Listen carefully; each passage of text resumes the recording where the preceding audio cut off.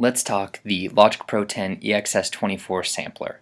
This is another really powerful tool available to composers and music producers alike. Now let's dive right into it.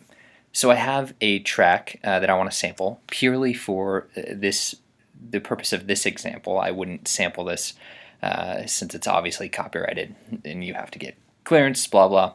But anyway, and on that note, if you plan on sampling a song or a piece of music, be sure that you have clearance ahead of time, that you have paid whatever fees or gotten whatever permission you need to go ahead and make that sample for however you're going to use it.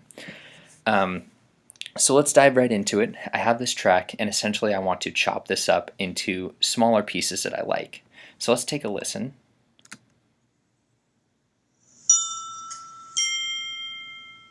So those are two interesting first notes. Why don't I use those to be sampled? I'm going to go ahead and cut out this first part of the track since I don't need it. And let's cut it right here. Command T is your slice command. Then I'll cut right here as well. So what we're going to do is now that we have these, we need to import an EXS24 track. So let's go ahead and select the new track option. And we will say software instrument, and under instrument make sure that the EXS24 sampler is selected. You can do mono or stereo. We'll do stereo for this example. Create. And now what we'll do is we'll bring up our mixer window and double click on this so we can get to the edit window. Go ahead and select edit, and this is where you drag and drop those chopped samples. So we just highlight them, drag them on here, and you have these different options. Usually contiguous zones is what I will choose. So I'll say OK. You'll notice that it's placed those samples on C1 and D1. You can change those for however you want them mapped on your keyboard. You'll also notice up here that you can choose to have them change with pitch as they go up the keyboard, or stay the original pitch that they're recorded at.